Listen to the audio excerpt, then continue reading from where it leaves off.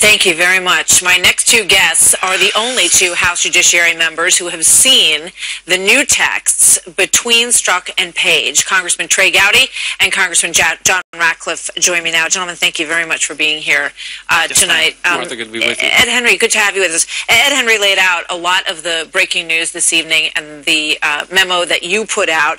I want to go back a little bit, though, because with regard to Lisa Page and the fact that she says in these text messages, and let's put up what she said, and she's referring to the fact that Loretta Lynch has said at this point that she is going to step aside, that no politically appointed official is going to make judgment on the Hillary Clinton situation. She's going to let the FBI do it, and that's how we know that Comey came forward and made his announcement. And she says, well, you know, about that, she said this: it's a real profile in courage since she knows no charges will be brought. And here's an exchange with James Comey and Congressman Ratcliffe. Let's watch this. Director, did you make the decision not to recommend criminal charges relating to classified information before or after Hillary Clinton was interviewed by the FBI on July the 2nd? After. All I can do is tell you again, the decision was made after that because I didn't know what was going to happen in that interview. Congressman Ratcliffe, what's your thought on that exchange now that you've seen these text messages? Well, I don't think that former Director Comey could have been more clear that the decision wasn't made until after that July 2nd interview, and that's the way that it should have been.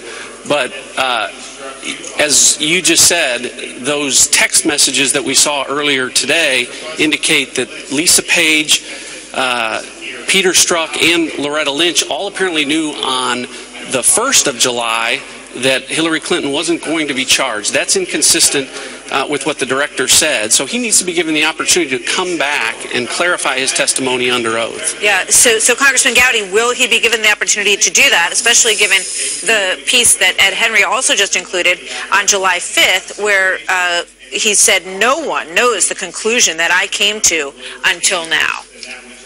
Yeah, you have to talk to Jim Comey if you're looking into decisions made by the Department of Justice and the FBI in 2016. He's frankly shown no reluctance to come testify before Congress, primarily if it's in a public session.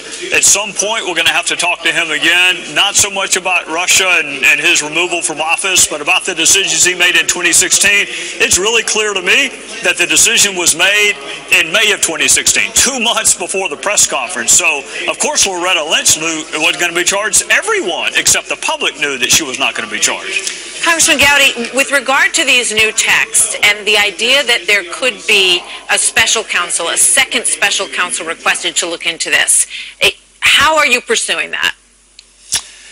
Well, these texts are incredibly important, Martha, for a number of reasons. Both what's there and what's not there. So lay aside this glaring 5-month gap in text that the world's premier law enforcement agency somehow missed. Lay that aside. What we have seen, what Johnny and I saw today, was a text about not keeping text.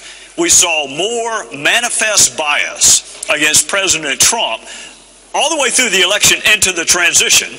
And I saw an interesting text that Director Comey was going to update the President of the United States about an investigation. I don't know if it was a Hillary Clinton investigation, because remember that had been reopened in the fall of 2016, or whether it was the Trump investigation. I just find it interesting that the head of the FBI was going to update the President of the United States, who at that point would have been President Obama. Yeah, who by the way, had said on the record, let's roll the President Obama soundbite from his interview with Fox News Sunday about this. Watch. She would never intentionally put America in any kind of jeopardy. I continue to believe that she has not jeopardized America's national security. Now, what I've also said is that, and she's acknowledged, that there's a carelessness in terms of managing emails that she has owned and she recognizes. But I also think it is important to keep this in perspective. It's interesting to me, Congressman Ratcliffe, that at the beginning of that he uses the word intent, because that's the word that was used by James Comey, that there was no intent to allow this classified information to go into places that it shouldn't have been. Your thoughts on that? Well, it does make you wonder. Again, it's a strange coincidence.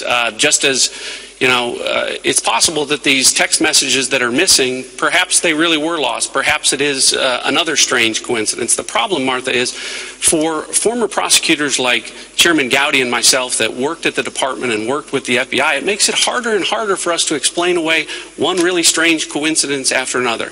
Look, the point, I think, with respect to the issue of bias that Chairman Gowdy mentioned before, we knew that Strzok and Page had an intense anti-Trump bias. And that's okay so long as they check it at the door and do their job. But we learned today in the thousands of text messages that we reviewed that perhaps they may not have done that. There's certainly a factual basis to question whether or not they acted on that bias. We know about this insurance policy that was referenced in trying to prevent Donald Trump from becoming president. We learned today about information that in the immediate aftermath of his election, that there may have been a secret society of folks within the Department of Justice and the FBI, to include Page and Strzok, that would be working against him. I'm not saying that actually happened, but when folks speak in those terms, they need to come forward to explain the context with which they use those terms. Congressman Gowdy, do you want to expound on the secret society idea?